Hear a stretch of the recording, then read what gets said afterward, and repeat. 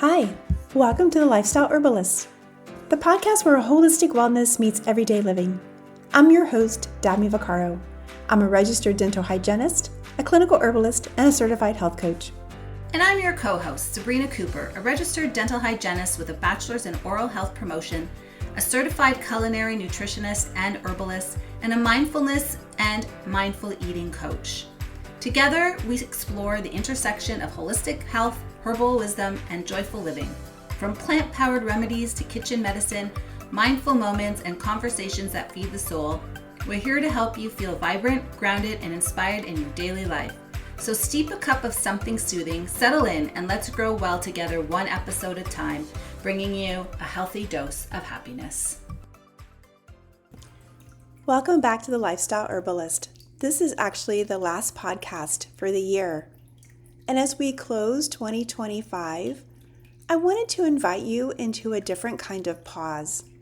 Not the kind that rushes us toward resolutions or asks us to audit the year for wins or failures, but a quieter, more reverent pause, one that honors the year as a teacher. Because every season we live through leaves an imprint. And before we step forward, it's worth asking, what has this year been shaping within me?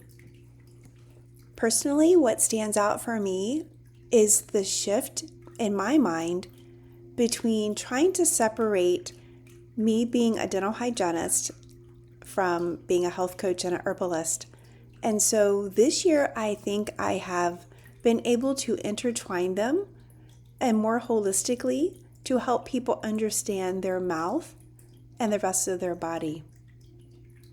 So often we're taught to reflect from the mind alone, what we've accomplished, what didn't happen, what we wish we'd done differently.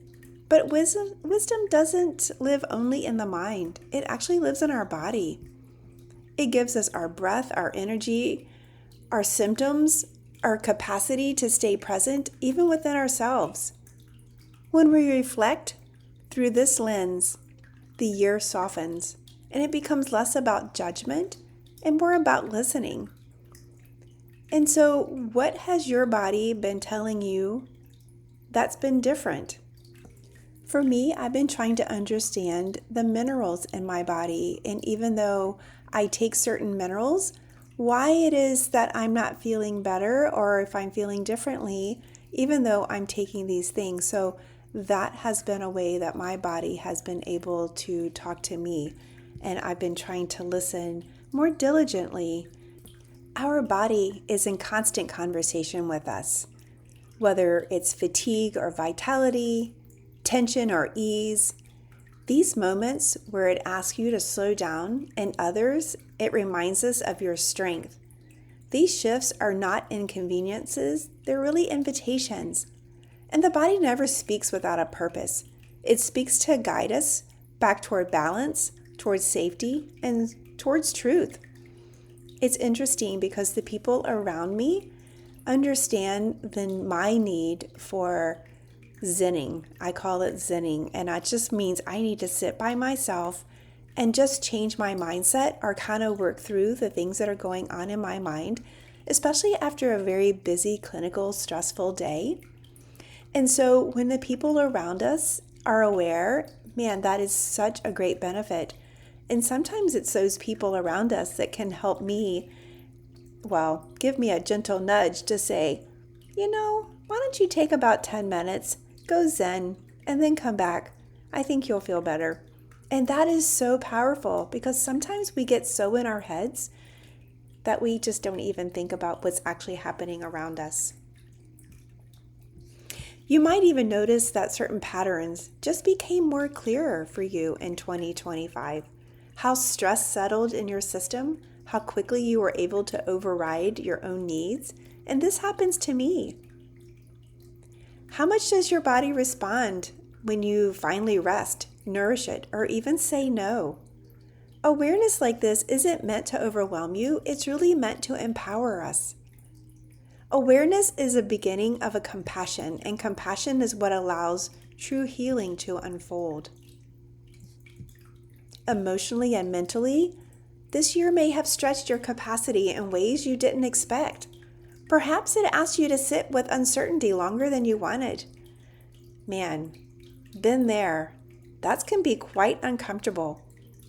Perhaps it brought endings that made space for something truer. Growth often feels like discomfort before it feels like clarity. And yet, within these moments, something in you was strengthening. Your discernment, your boundaries, your trust in yourself.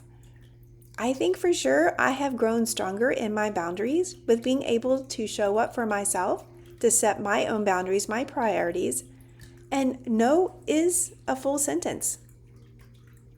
On a spiritual level, 2025 may have been about remembering how to listen to your intuition, remembering what alignment feels like in your body, remembering that peace doesn't come from forcing answers, but from honoring your timing. Alignment often arrives quietly, not as excitement, but as a sense of calm, steadiness, or an inner yes. As we turn our gaze toward 2026, I want to gently reframe how we think about the new year. This isn't about becoming someone new. It's about integration. It's about allowing what you've learned to shape you so that you can move forward. What would it feel like to support your nervous system more intentionally? To have more rhythms, or feel more sustainable rather than draining? To let your goals arise from alignment instead of pressure. Instead of asking, what do you want to achieve next year? Consider asking, what do I want to feel grounded in? What am I ready to release? What does my body, mind, and spirit need to feel supported and safe? These questions don't require immediate answers, and they open space, and that space is where clarity can find us. Before we close, I want to offer a brief grounding practice, something you can return to anytime you feel pulled out of alignment.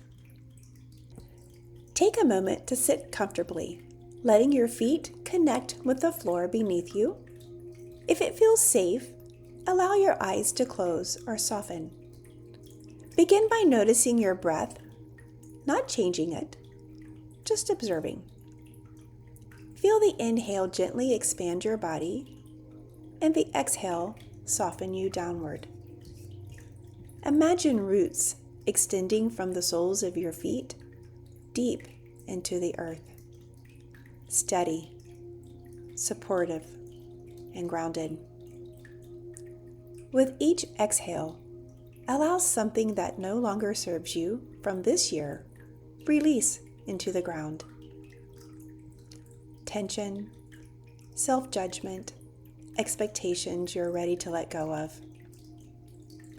With each inhale, draw up steadiness, clarity, and trust. Let your body remember that it knows how to regulate, how to heal, and how to guide you forward. Silently, you might offer yourself this intention. I trust the wisdom I've gained. I move forward with awareness, compassion, and alignment. When you're ready, gently return your attention to the room around you. As we close this year together, remember this. Nothing you experienced was wasted. Every moment carried information, growth, and wisdom. You don't need to fix yourself to move into 2026. You simply need to honor what this year revealed and allow it to guide you gently into what comes next. I want to take this moment to give gratitude for you, my listeners, who have been very committed to this podcast, and I do appreciate each and every one of you. Blessings to you as you end 2025 and you start 2026 with gratitude.